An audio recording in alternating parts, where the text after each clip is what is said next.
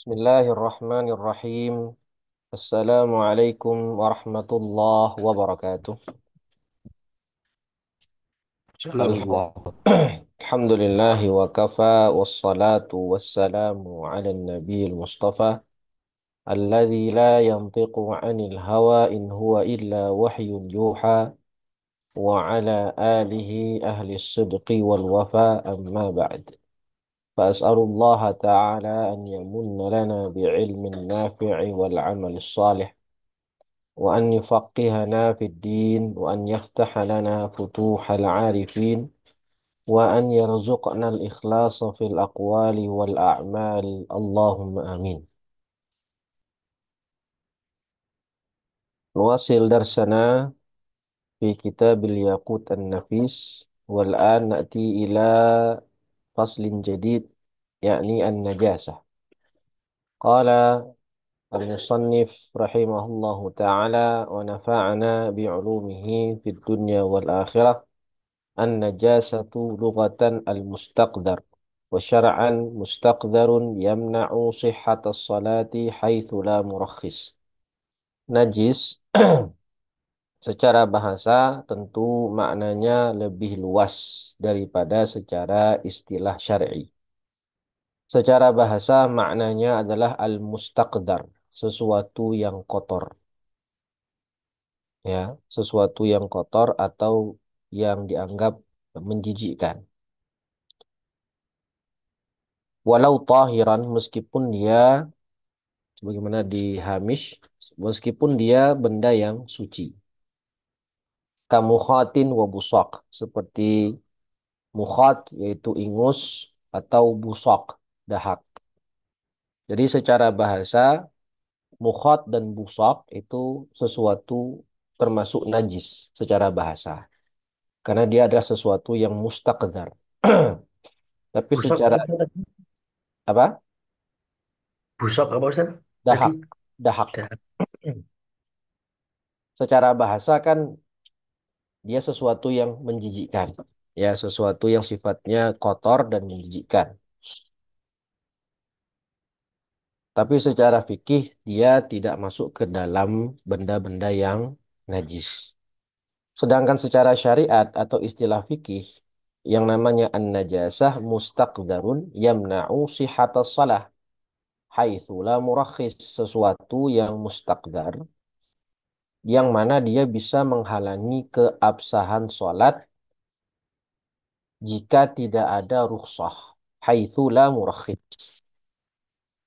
Hal-hal mustaqdar yang mana bisa menghalangi keabsahan sholat dan dia tidak ada rukhsah di dalamnya maka disebut najis. Nah, kata-kata la murakhis berarti di sini yang bisa kita pahami adalah kalau di situ ada rukhsah. Jadi kata-kata la murakhis ini liidkhali ba'din najasah. Biasanya kan al-quyud itu biasanya untuk ikhraj wa kharaja bihi kada wa kharaja bihi kada. Tapi kata-kata la murakhis di sini justru untuk memasukkan sebagian najis yang mana dia disebut mendapatkan rukhsah, ya, mendapatkan rukhsah. Ai mujawwiz bi khilafi ma law kana hunaka mujawwiz kama fi faqidit tahurain wa alaihi najasatun. Fa innahu yusalli li hurmatil waqti wa alaihi al-i'adah. Jadi ada orang yang mana di tubuhnya itu ada najis atau di bajunya ada najis, tapi sholatnya tetap dihukumi sah, ya, sholatnya tetap dihukumi sah karena najisnya itu ma'fu, seperti darah atau nanah yang sedikit, ya, darah atau nanah yang sedikit atau orang yang habis istinja pakai batu. Di situ kan dia masih tersisa atharun najasah. Ya, tersisa atharun najasah. Atau tersisa sedikit lagi yang mana tidak bisa dihilangkan kecuali dengan air. Maka seperti ini dia ma'fu. Ya, dia ma'fu. Tapi kalau tidak ada ya ma'fu seperti Orang yang faqidut tahurain, ya, faqidut tahurain ini kan tidak mendapatkan dua alat bersuci, yaitu air ataupun debu, tapi di tubuhnya ada najis. Di tubuhnya ada najis, maka dia tetap wajib sholat dalam rangka lihurmatil waqti wa alaihi i'adah. Wajib dia mengulangi sholatnya. Dan ini adalah salah satu langkah atau jalan yang diambil fuqaha Syafi'iyah, yaitu najis itu didefinisikan. Ta'rifun bil had. Ya, ta'rifun bil had. Sedangkan yang lebih afdal itu ta'rifun bil ad. Itu dengan cara menyebutkan apa saja benda-benda yang dikategorikan benda najis. Dan ini lebih atbat, ya. Lebih atbat. Lianna afradaha mahsuratun. Karena yang benda najis itu hanya terbatas. Di dunia ini lebih banyak yang suci daripada yang najis. Ya, apa saja 10 benda najis itu? Yang pertama al-baul, yang kedua al-ghaid, yang ketiga al-qai', muntah, yang keempat ad-dam, darah, yang kelima al-khamr, yang keenam al-qaih, nanah, yang ketujuh al-kalbu, yang kedelapan khinzir, yang kesembilan bangkai, yang kesepuluh susu dari hewan yang haram untuk dimakan. Ya, itu dalam kitab Ikmalut Tadris disebutkan itu apa namanya nazamnya dinukil dari kitab Shahibuz Zubat. Ala kulihal jadi yang namanya benda najis ya 10 itu. Artinya selain 10 ini fala yu'addu najisan. Tidak disebut benda-benda najis. Dan ini lebih lebih abad. Jadi Ustadz, kadang yang namanya haram dia beririsan dengan najasa, kadang tidak ya. Kenapa Mas Kang Jasin? Kalau kita lihat misalkan 10 benda yang najis ini yang Ustadz sebut, ini kadang dia beririsan dengan keharaman, kadang tidak ya. Kadang dia tidak, Oh, maksudnya kan bangkai. Ya, ya. Jadi betul benda betul nggak? benda yang najis itu tentu haram dikonsumsi. Tetapi Mhm. benda yang haram dikonsumsi belum tentu najis. Nah, itu. Nah, oke oke oke Ya, ya. betul. Seperti contohnya narkoba. Ya, itu kan narkoba itu hukumnya suci. Narkoba hukumnya suci. Karena Ya, dia misalkan bukan. saya pegang ganja atau apa, Ah, itu ya, kan nggak betul. masih Betul. bisa sholat kan? Jadi ada orang Ya, oke. ngantongin ngantongin ganja atau ngantongin sabu gitu ya. Maka itu dia sholatnya disebut sah karena dia sesuatu yang suci. Lain hal alkohol ya. Alkohol itu hukumnya suci. Sudah kita bahas ya di Fathul Qorib ya. Alkohol dengan khamr itu berbeda. Kalau alkohol kan jelas hukumnya Oh suci. ya, Karena kalau maksud saya ya Homer. Maaf, saya khamr. salah Nah, ngomong. Ya, kalau alkohol ayo, murni itu suci karena dia termasuk obat betul, atau racun. betul. Nah, jadi lebih mudah kita memahami najis itu 10 itu saja karena dia mahsurah li'anna afradaha mahsurah. Ala kulli hal di sini ada dua cara ulama dalam mendefinisikan najis. Ada yang dengan cara dengan mentakrifnya dan ada dengan cara dengan menyebut jumlah atau benda-benda najis. Aqsamun najasah. Najis ada tiga. Kita sudah ketahui bersama. Ada mughalladah, mukhaffafah, dan mutawassithah. Ini jenis-jenis najis dilihat dari cara mensucikannya. Ya, jenis najis dilihat dari cara mensucikannya. Kalau dilihat dari cara bendanya, dari cara bendanya. Kalau dilihat dari sisi wujudnya, itu ada berapa? Najis kalau dilihat dari wujudnya, nampak atau tidak tampak, itu ada berapa kemarin? Masih ingat? Dua. Nah, ini ya Dua. hukumnya, Ainiyah dan hukmiyah. hukumnya. Nah, Ya, ya. kalau ini dilihat dari sisi bagaimana cara mensucikannya. Fal mughalladzatu najasatul kalbi wal khinziri wa ma tawallada minhuma aw min ahadihima. Hadha wadih. Wal mukhaffafah baulus sabiyyi alladhi lam yat'am litaghadhi ghairal laban wa lam yablugh al-haulain. Di sini ada beberapa qaid, ya, beberapa kuyut. Najis mukhaffafah adalah baul. Baul artinya kencing. Maka selain kencing, dia masuknya mutawassithah. As-sabi, anak laki-laki, bayi laki-laki. Akhrajas sabiyah. Di sini sobi di sini khusus untuk bayi laki-laki. Maka kalau bayi perempuan, kencing bayi perempuan disebut najis mutawassithah. Alladzi lam yata'am litaghadzi ghairal laban. Yang mana dia tidak mengkonsumsi apapun untuk taghadzi selain air susu. Baik itu susu ASI maupun susu dari hewan.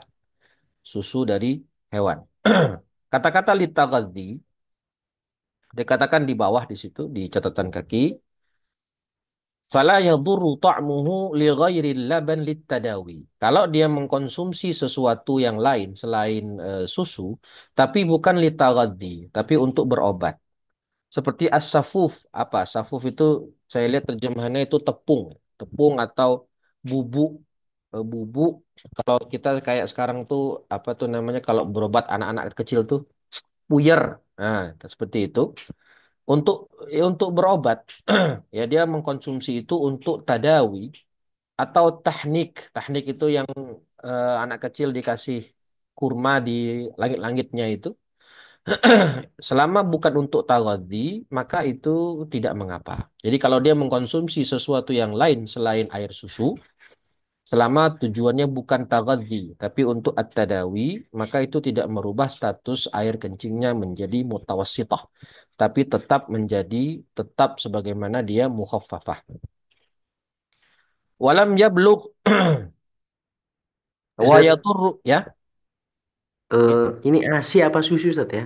Kadang kan ada mungkin karena air ASINya ibu nggak lancar, akhirnya tambah sufor gitu Ustaz. Itu gimana Ustaz? Nah, kalau susu formula itu dia tidak lagi disebut air susu yang murni karena dia sudah bercampur dengan benda-benda lain seperti Oh, ada vitamin lah, ada mungkin pakai madu ya Pak enggak? Susu formula kan tidak susu murni ya. ya ada rasa-rasanya tuh. Ya ada rasa stroberi, rasa coklat dan lain-lain.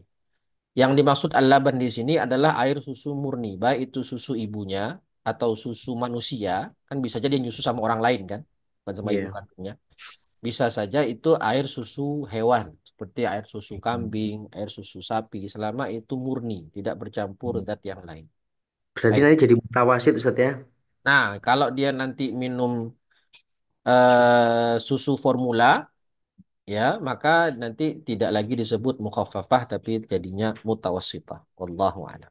Nah Ustaz, kalau ini Ustaz, kan Oke. anak pakai pempes toh, terus kita sholat misal, terus eh, kita gendong. Ya di dalam pempes kan itu nyimpen ya, Najis. ya najis itu gimana Ustaz sholat kita? Ya meskipun nggak merembes gitu Ustaz, nggak merembes Hmm. itu gimana? Itu sudah pernah kita bahas di Fathul Qorib nggak salah ya. Masih ingat Iya nggak? kan? Itu itu sama kayak orang yahmilun najasah. Kalau Hmm. dia ghalabatul dzan, dia ghalabatul dzan si bayi itu di pampersnya pasti ada najis, ya maka kalau dia sholat sambil menggendong bayi ya seperti dia yahmilu yahmilun najasah. Kayak tadi kalau kita di kantong kita ada najis, misalnya ada botol isinya air kencing, misal. Atau di kantong kita ada botol homer, ada homernya, ya berarti kita seperti membawa benda najis dan itu merusak keabsahan sholat. Meskipun najisnya di botol kan, kan nggak kena baju kita tuh najisnya, jadi botol. Begitu pula dengan Pampers. Kalau dia kita menggendongnya saat atau ketika sujud dia malah naik ke pundak kita. Begitu, wallahu a'lam. Taib, wa yadurru litaghadzi walau marrah. Nah, kalau dia mengkonsumsi benda lain selain susu dan tujuannya untuk taghadzi. Nah, misalnya kayak tadi, dia nyusu, ASI, tapi suatu ketika selama beberapa hari atau suatu ketika diberi air susu formula itu atau dikasih apa tuh istilahnya? Makanan selain ASI itu apa? Apa istilahnya? MPASI, Ah, MPASI. sampai ASI lah itu ya, dikasih bubur. misalnya dikasih bubur. Untuk taghadzi, meskipun hanya satu kali, kemudian kembali nyusu lagi, kembali dengan ASI lagi, ya maka tidak lagi menjadi mukhaffafah, sudah menjadi mutawassithah karena sudah mengkonsumsi benda lain selain ASI untuk tujuan at-taghadzi. Walam yablugh haulain dan belum berusia 2 tahun. Qamariyah, tahdidiyah. Artinya kalau masih minum ASI atau masih minum susu murni dan sudah berusia lebih dari 2 tahun, Qamariyah, maka tidak lagi disebut mukhaffafah tapi sudah menjadi mutawassithah. Ketiga mutawassithah yaitu sisa najis selain keduanya. Dan ini yang paling banyak. Baqi an-najasah. Kal khamr, ya, kemudian bangkai, kemudian darah, nanah, dan seterusnya yang tadi sudah kita sebutkan. Ini sifatnya semuanya mutawassithah. Atau kencingnya orang dewasa atau kencingnya bayi perempuan. Lalu bagaimana cara menghilangkan najis-najis tersebut? Sesuai namanya, izalatun najasah tazulun najasatu al-mughalladhah bi ghasli ma tanajjasa biha sab'a ghasalat. Nah, karena namanya najis mughalladhah, najis level berat, cara mensucikannya pun sifatnya berat. Harus dengan 7 kali basuhan, muzilul ain ghaslatun wahidah wa in kathura. Jadi tujuh tujuh basuhan itu disebut basuhan pertama jika dengan basuhan tersebut menghilangkan ainun najasah. Kalau kita cuci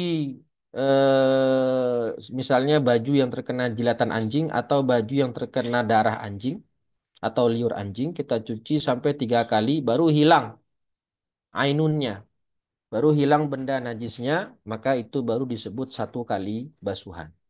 Jadi 7 kali basuhan, 1 kali basuhan itu disebut satu kalau sudah bisa menghilangkan ainun najasah. Wa in kathura. Ya, jadi kalau kita basuh 3 kali baru hilang, berarti baru disebut dihitung 1 kali basuhan. Ihdahunna biturab, salah satu dari 7 itu menggunakan debu. Mujzi fit tayammum, yang debu tersebut adalah debu yang sah jika dipakai untuk tayamum. Ini sebenarnya ada perbedaan sedikit ya. Debu yang digunakan untuk tayamum dengan debu yang digunakan untuk izalatun najasah al-mughalladhah. Nah, lihat di catatan kaki, walau biquwah fayujzi'u at-tin. Debu di sini walau biquwah meskipun bukan debu secara fi'il. Ya, wa illam yakun turaban bil fi'il. Fayujzi'u at-tin. Bisa juga diambil dari tanah liat yang kering atau at-tafal sama atau ar-raml, tanah yang halus yang memiliki gubar.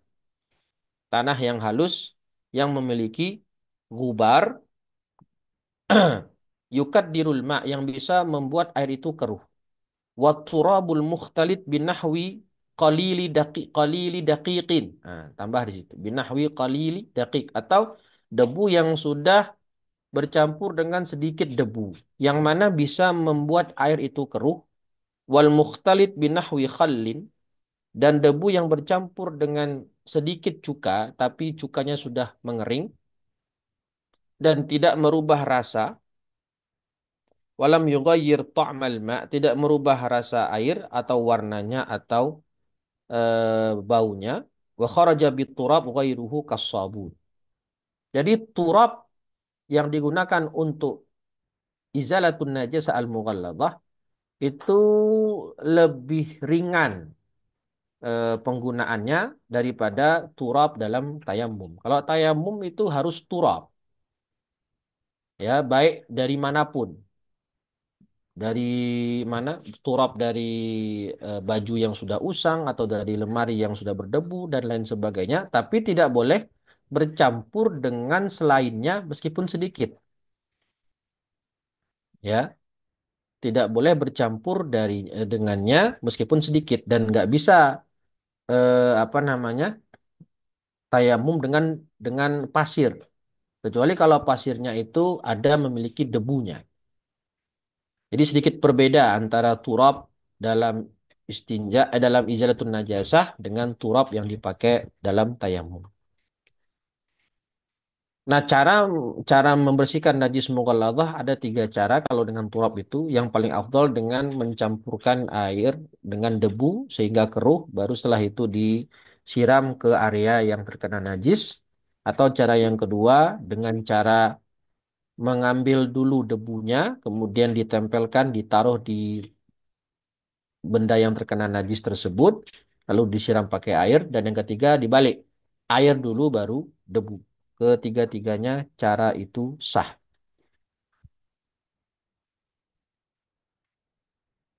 Wa mujzi fit tayammum fala yakfi at-turabun najis wal mutanajjis wal musta'mal. Tidak sah menggunakan turab yang sifatnya najis atau mutanajjis atau turabun musta'mal. Nanti ada penjelasan apa itu turab musta'mal. Wal mukhaffafah birasyi ma tanajjasa biha bima'in ya'ummuhu. Mukhaffafah dengan cara dipercikkan tapi dengan syarat. Nah, dikatakan di sini bi an yaghmurahu bila sayalan. Dengan cara bi an yaghmurahu bila sayalan. Meskipun di rush, tapi harus airnya itu meliputi atau menggenangi seluruh area yang terkena najis meskipun tidak ada aliran air. Wa bi an la wa illa bi an sala alaihi fahuwa ghusl. Kalau ada yang mengalir itu disebut ghusl, tidak lagi disebut rush. Wala budda min asri mahallil baul aw jafafihi qabla rush, dan harus ada diperas, ya. Jadi ainun najasahnya itu harus menghilang meskipun dengan rush, dengan cara selain di rush tadi dengan cara memercikkan seluruh air tadi kepada area yang terkena najis, lalu diperas sampai dia mengering atau dia mengering dengan sendirinya sebelum di rush. Nah, jadi dihilangkan dulu benda najisnya sampai mengering, ya, baru di rush, dipercikkan. Hatta la tabqa fihi rutubatun tanfasil. Supaya tidak lagi ada tetesan najis yang tersisa. Wala budda ma'arrash min zawali awsafil baul. Jadi di sini selain dengan rush, tapi syaratnya harus menghilangkan awsafil baul, sifat-sifat najis tersebut. Wal mutawassitah al-ainiyah. Mutawassitah sebenarnya al-ainiyah wal hukmiyah ini berlaku untuk segala macam najis, tidak hanya mutawassitah saja. Tapi disebutkan di sini al-mutawassithah yang sifatnya ainiyah allati laha launun aw rihun aw ta'mun bi izalati launiha wa rihiha wa ta'miha. Nah, wal hukmiyah wa hiya allati la launa wa la riha wa la ta'ma laha bi jaril ma'i ala ma tanajjasa bihi. Al-ainiyah kita tahu dia najis yang terlihat ada wujudnya, sedangkan hukmiyah sudah tidak lagi ada wujudnya, baik warna, bau ataupun rasa. Nah, lihat di catatan kaki itu terkait membersihkan najis yang sifatnya aini, ya. Ini ada namanya istilahnya apa? Ta'assur, ada namanya ta'adzur. Ada halatut ta'assur dan ada halah at-ta'adzur. Apa itu halah at-ta'assur? Di situ kalau tersisa, jadi baju kita kena najis mutawasitah aini, ya. Misalnya kena darah atau kena nanah atau kena muntah. Terus kita cuci. Sudah kita cuci berulang kali. Kita kucek-kucek, kita sikat-sikat. benda najisnya hilang, tersisa di baju kita itu warnanya saja. Misalnya, hanya tersisa warna. Atau hanya tersisa baunya saja. Benda wujudnya hilang, warnanya hilang, tapi bau najisnya masih ada. Dan itu sudah kita kucek sampai 3 kali. Atau kita sikat sampai 3 kali, nggak hilang-hilang itu bau, atau nggak hilang-hilang itu warna. Maka baju kita tadi disebut baju yang sudah suci, tahir, ya, sudah disebut tahir. Li'annal masyaqqah tajlibu at-taisir. Jadi baju kita sudah disebut suci. Jadi kayak kalau ada noda gitu, Ah, ada noda bekas kalau apa gitu. kalau noda Mhm. kan suci ya, Kang Justin ya. Kayak noda kecap, noda apa lagi? Ya, tapi ini maksudnya noda kayak noda Ah misalkan ya, saya lagi kumpul sama teman yang minum alkohol, yang minum Homer, hmm. tiba-tiba ketumpahan gitu loh. Ah ya, Saya ketumpahan Homer atau ya saya bayangin iya, begitu. Mudah-mudahan nggak sampai begitu ya, tapi ya. Alkohol apa? ya Homernya warnanya ada warna merah gitu ya, kayak anggur gitu kan, warnanya gitu warna maksudnya. warna merah. Iya. Kena baju kita, terus kita cuci, sudah hilang zatnya, tapi tersisa warna. Ini warnanya agak membandel misalnya. Udah kita kucek 3 kali, kita sikat sampai capek tangan kita nyikatnya sampai 3 kali gitu ya atau lebih, tapi gak hilang-hilang itu warna, maka baju kita disebut baju yang sudah suci. Karena yang namanya halatut ta'assur, keadaan ta'assur.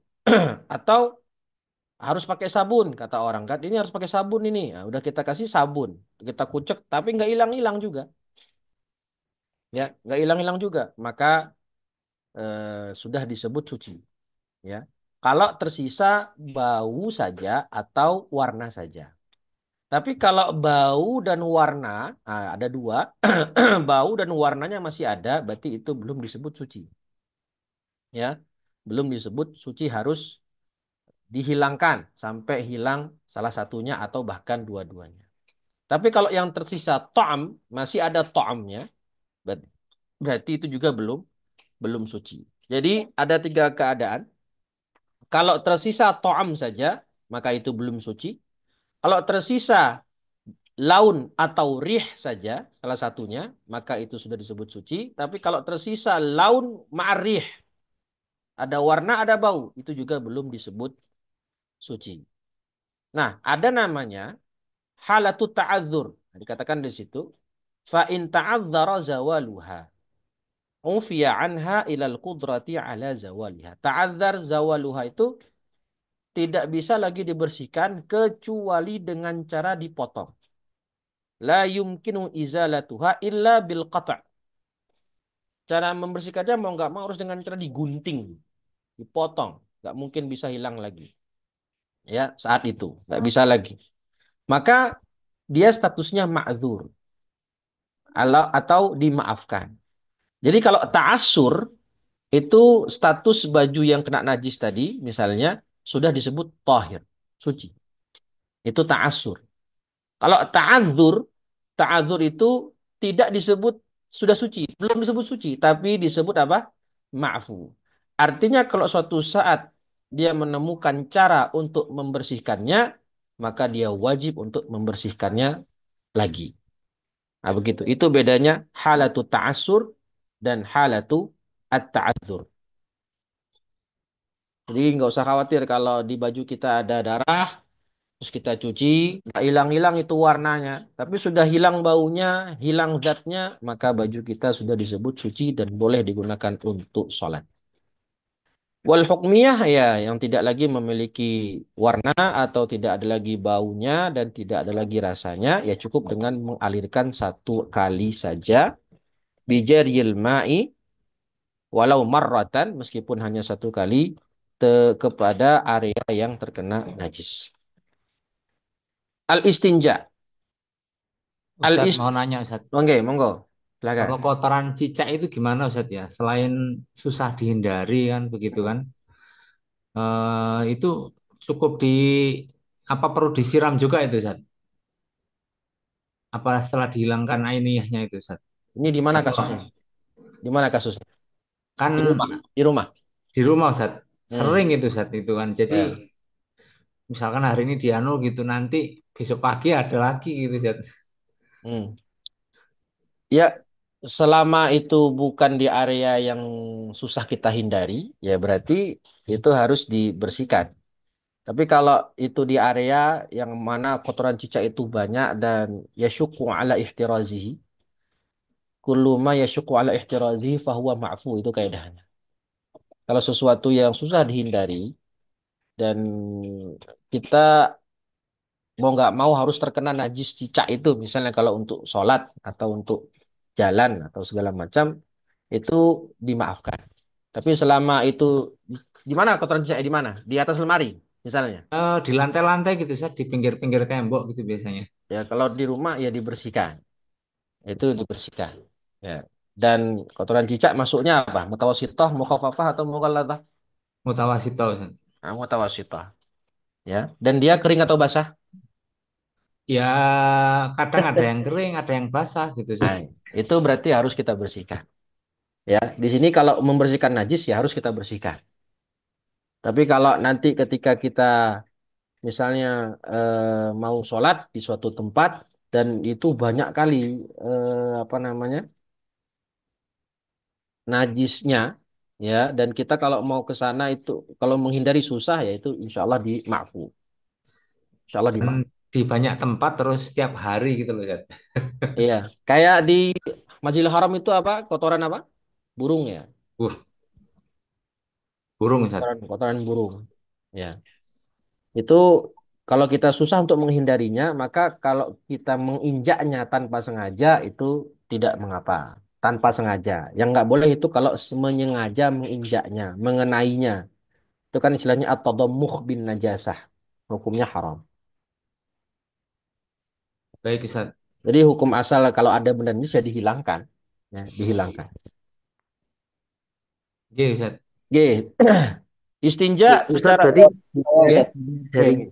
potensi itu Ustadz ya, dari potensi misalkan ini memang banyak burung sulit dihindari baru makfu Ustadz ya. Jadi kalau kadang-kadang gitu tetap najis gitu Ustadz ya. Iya, kayak kejadian di pondok saya ini pribadi di Ibnu Abbas Klaten itu pernah suatu ketika nggak tahu tiba-tiba banyak burung itu teleknya di mana-mana sampai ke pelataran masjid itu teleknya di mana-mana.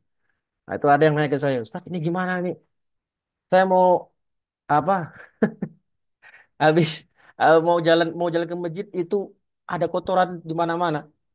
Mau ke masjid tapi di seluruh jalan menuju masjid itu banyak kotoran burung. Gimana caranya Ustaz? Biar nggak kena Ustaz? Ya susah kan kalau nggak kena, mesti kena kan? Saking banyaknya mesti kena. Ya kalau terkena kita nginjak itu dan itu bukan sengaja karena saking banyaknya, fahada ma'fu, ya ma'fu. Alias nggak masalah kita menginjaknya dengan tadi tujuannya mau ke masjid, tapi mau nggak mau terpaksa menginjak najis. Nah itu nggak masalah. Tapi nanti kalau memang ada di kaki kita najisnya sebelum sholat ya kita cuci lagi seperti itu. Karena susah kita menghindarinya. Selama bisa dibersihkan, ya dibersihkan. La budda min zawalihi. Ayo. Wudhunya enggak batal berarti Ustaz. Wudhu nggak batal, tapi kakinya terkena najis, maka harus dibersihkan. Yang najis mughaladhah pun juga Sama. Ya sama. tadi Baik. kita habis wudhu, terus kaki kita dijilat anjing misalnya. Ya tak? Habis wudhu, kemudian kaki kita dijilat anjing. Ya, kelas. Gimana caranya berarti? Wudhu kita sah kan? Tidak batal. Karena tidak masuk dalam salah satu pembatal wudhu yang sudah kita bahas di Fathul Qorib. Berarti harus kita cuci dengan cara mensucikan najis level mughalladhah. Kita lanjut dulu. Istinja secara bahasa bermakna al-qata'u. Al-qata'u itu memutus. Jadi seakan-akan orang ketika membersihkan ketika istinja itu seakan-akan dia memutus kotoran yang ada di tubuhnya. Wa syar'an izalatul kharijil najis al-mulawwith minal farji anil farji bima'in au hajar. Izalatul kharij. Dari kata-kata izalah bisa kita keluarkan rukun yang pertama dari istinja yaitu mustanji. Orang yang beristinja. Izalatul kharij. Menghilangkan sesuatu najis yang keluar. An-najis al-mulawwith itu al-mustanja minhu. Al-mustanja al-mustanja minhu. Sesuatu yang keluar yang sifatnya najis dan mulawwith. Mulawwith itu yang sifatnya basah.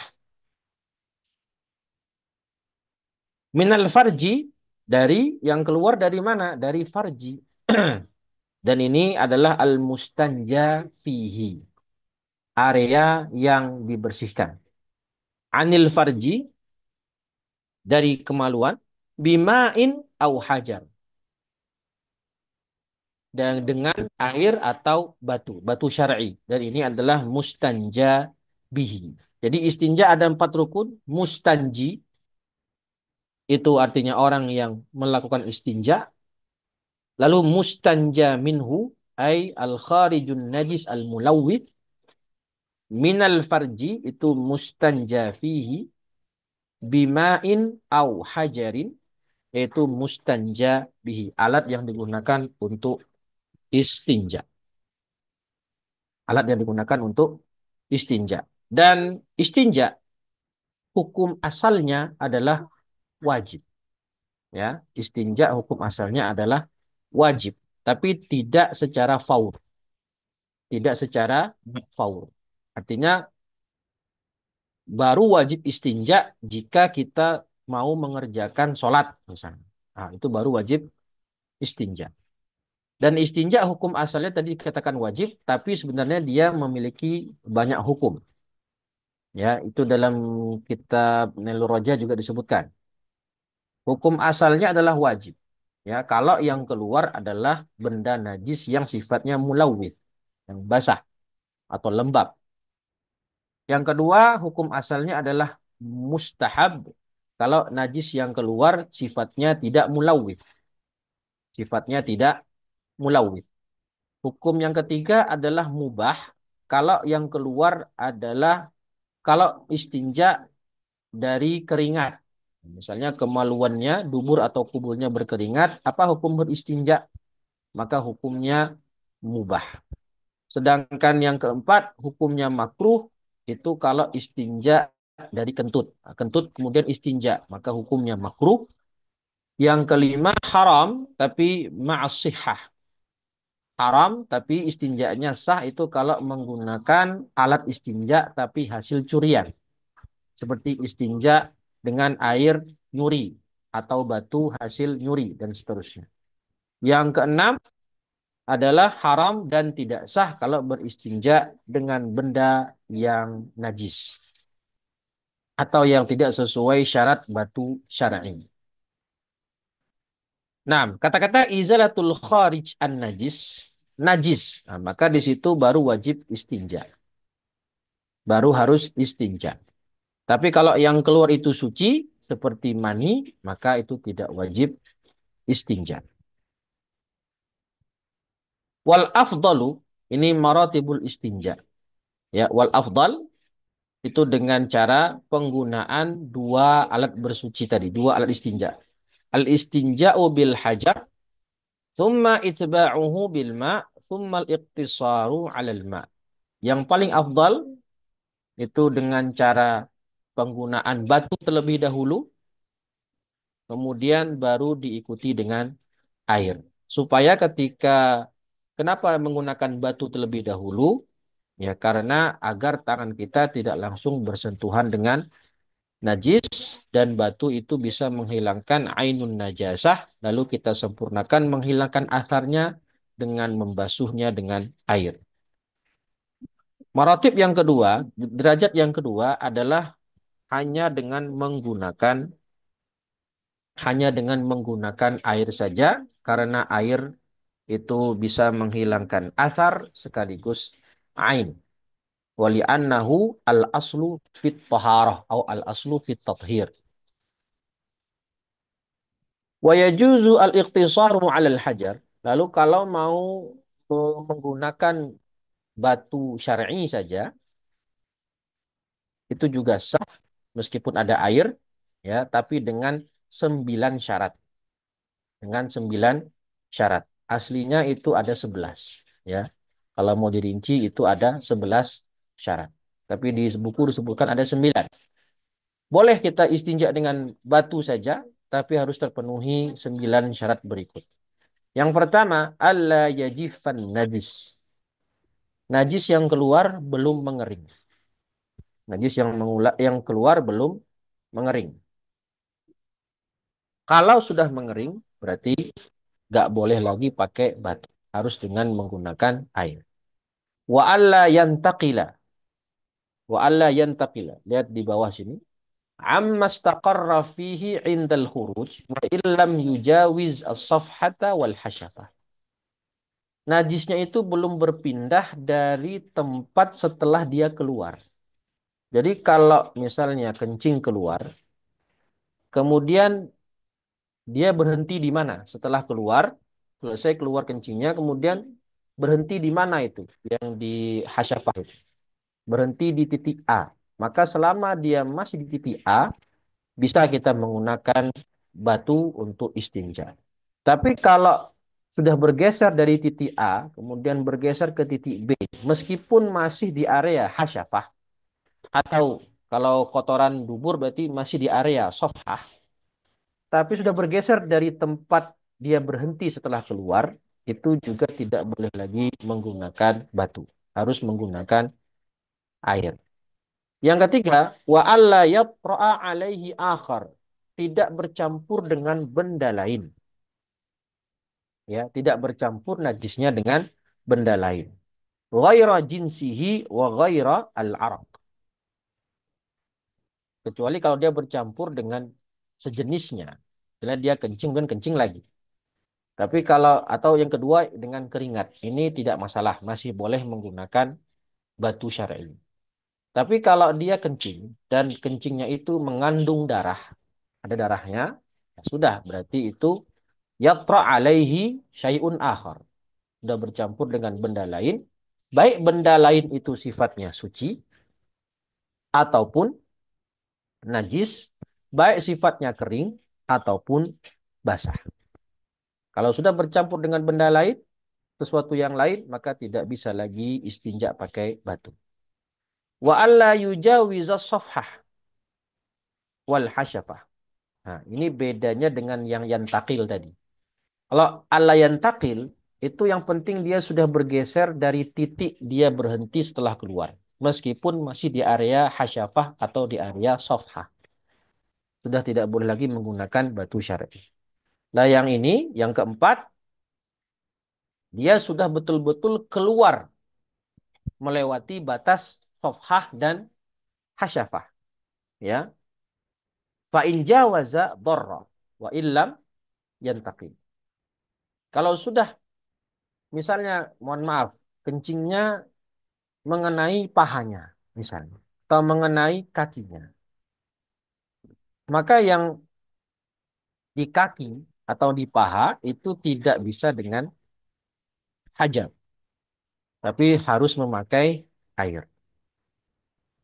Wa an yakuna bi thalathi masahat dan harus dengan 3 kali usapan.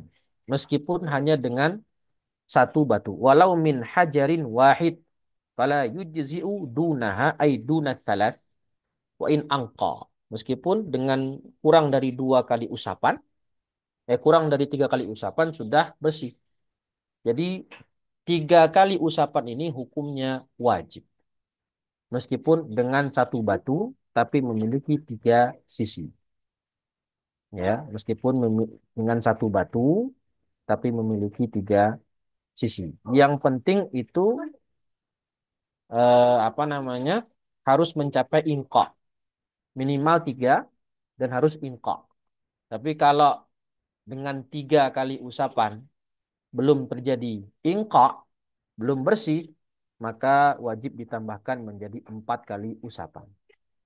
Kalau dengan 4 kali usapan sudah bersih, disunahkan menambahkan 1 kali usapan lagi supaya ganjil. Nah, Kalau baru kali dua usapan, baru dua kali usapan sudah bersih, belum cukup. Harus ditambah satu kali usapan lagi. Wa an yungqiyal mahal, syarat yang ke berapa? Yang keenam adalah areanya, najisnya, area tempat najis tersebut harus sudah bersih. Ai ila alla yabqa illa atharun la yuziluhu illa bil ma au sigara al khazaf. Au sigara al khazaf. Yang mana disebut bersih itu kalau sudah tidak lagi tersisa kecuali bekasnya saja, yang mana bekasnya ini tidak mungkin bisa hilang kecuali dengan air atau dengan sesuatu seperti benda yang terbuat dari tanah liat yang kecil. Illa au sigar al-qazaf. Artinya sudah tidak bisa lagi dihilangkan asarnya kecuali dengan air atau benda yang kecil. Fatajibu ziyadah ala thalath idza lam tungqa. Dan wajib menambah tiga kali dari tiga kali usapan kalau belum mencapai ingqa. Wa an yakuna al-mamsuhu bihi tahiran. Ini adalah syarat yang berkaitan dengan batu syar'i. Yang pertama, mamsuh bihi tahiran, harus benda yang suci. Wa an yakuna qali'an, harus yang bisa mengangkat najis, tidak yang licin seperti plastik. Wa alla yakuna muhtaraman, bukan sesuatu yang dimuliakan seperti makanan.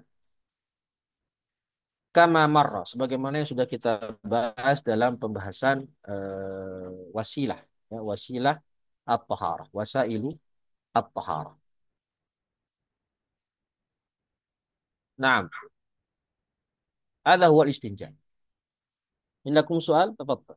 Qabla nuwasil ila at-tayammum.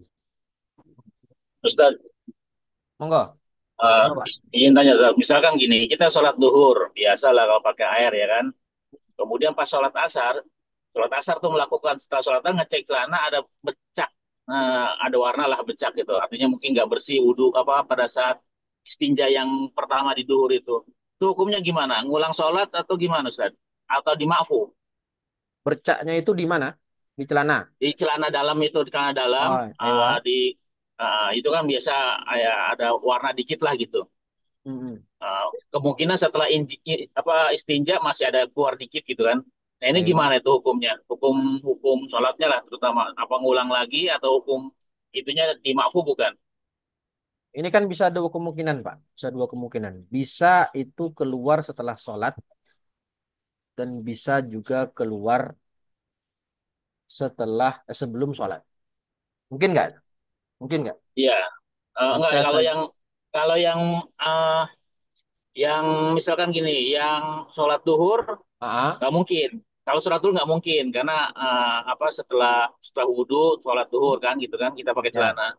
Nah, ewa. setelah pas sholat asar nggak ngecek lagi tuh sholat asar aja kan. Nah, Ewa.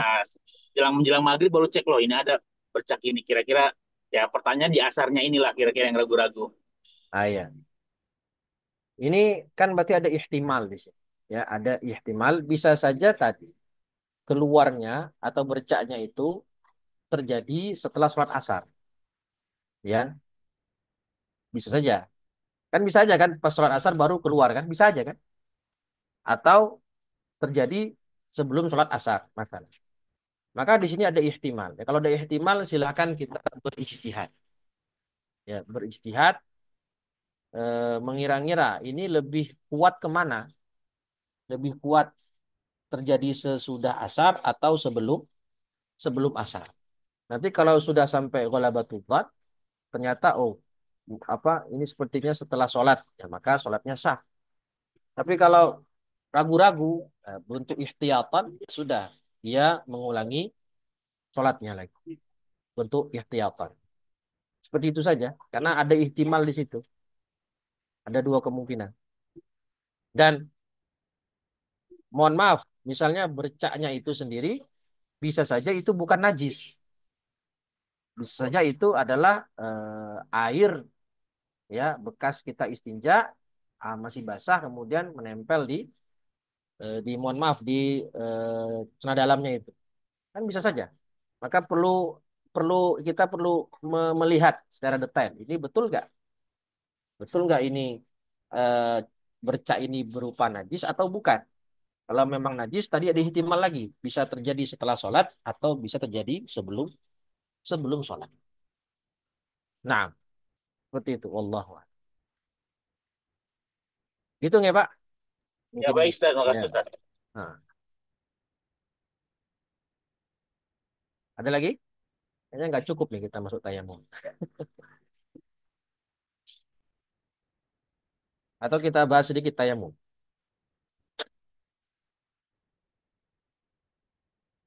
Nah, kita bacakan sedikit. Masih ada waktu sekitar 5 menitan. At-tayammum. At-tayammum lughatan al-qasdu. Secara bahasa maknanya al-qasdu. Al-qasdu berarti ini seperti makna niat secara bahasa. Dan juga nanti seperti haji. Tayammum, niat, dan haji. Lughatan itu maknanya al-qasdu. Wa syar'an isalu turabi ilal wajhi wal yadaini biniyatin makhsusah. Menyampaikan debu ke wajah atau kedua tangan biniyatin makhsusah. Dengan niat khusus. Tambahannya adalah ma'at tertib. Ya, ma'at tertib. Jadi yang namanya tayamum, meskipun anggota tayamum hanya dua, yaitu wajah dan kedua tangan, dan ada khilaf di sini, apakah kedua tangan ini sampai siku atau hanya sampai pergelangan tangan saja. Dan mazhab Syafi'i mengatakan sampai siku, sebagaimana wudu. Khilafan lil jumhur yang mengatakan hanya sampai pergelangan tangan saja. Biniyatin maksusah dengan niat khusus. Dan kita tahu niat tayamum itu tidak boleh niat raful hadas, tapi niatnya adalah istibahatul ibadah. Ma'at tertib dan harus berurutan.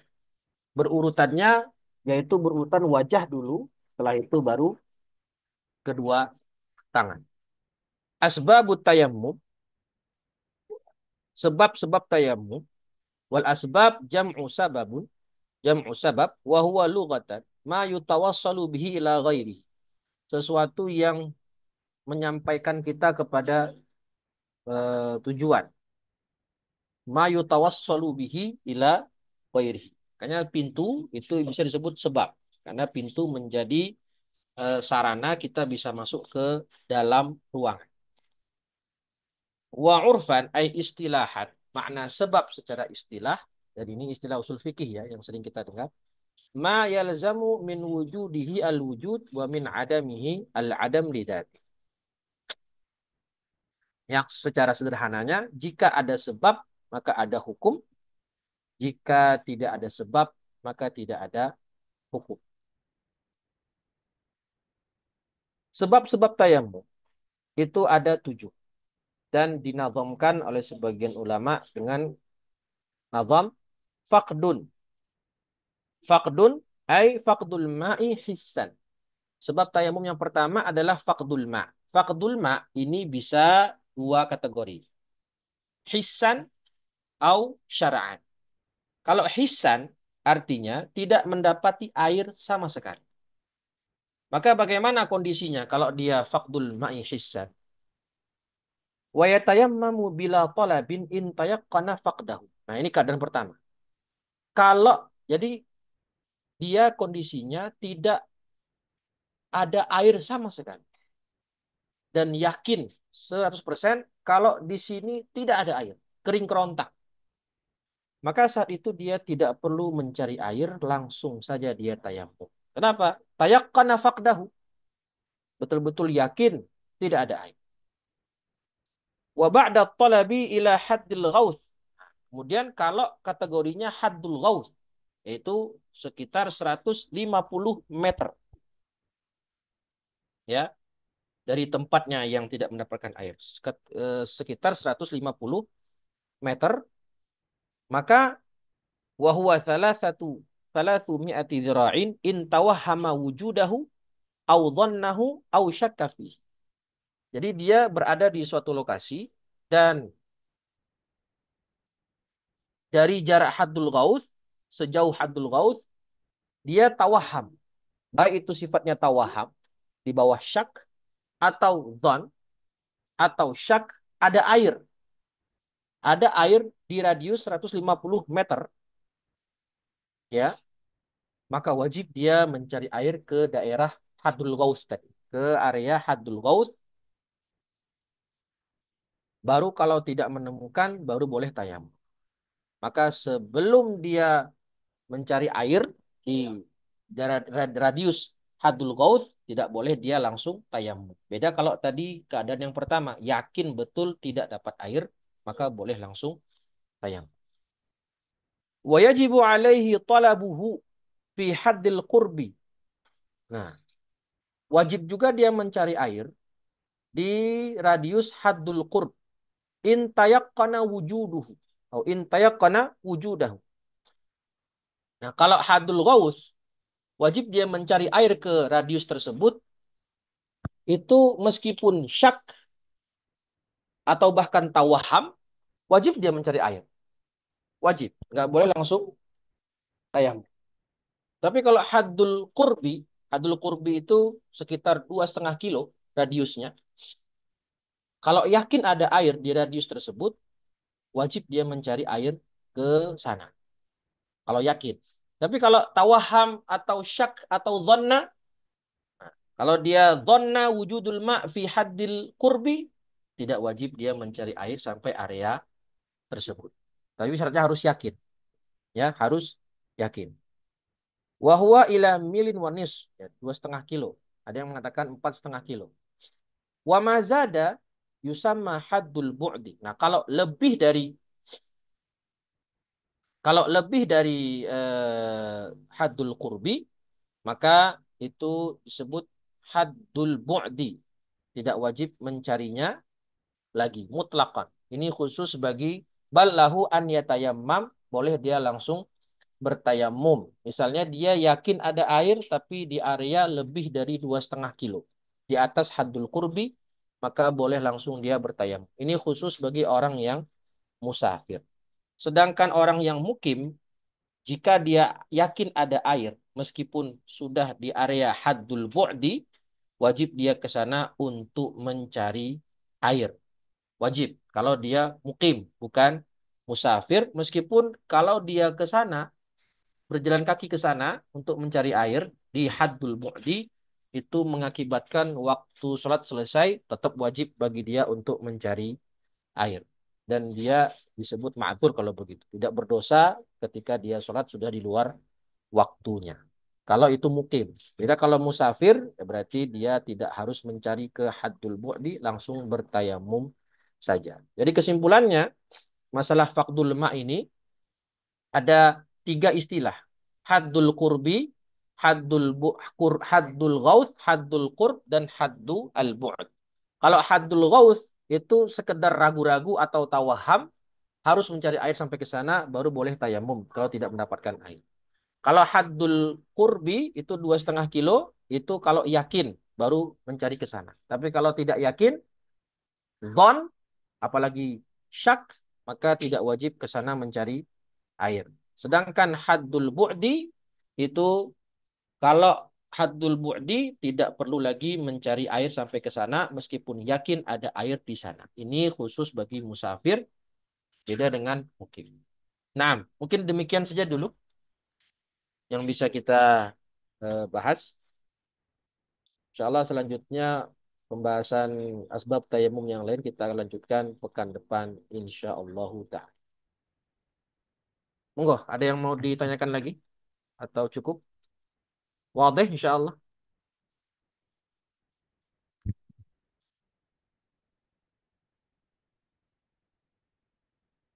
Baik, sudah ada yang izin satu orang.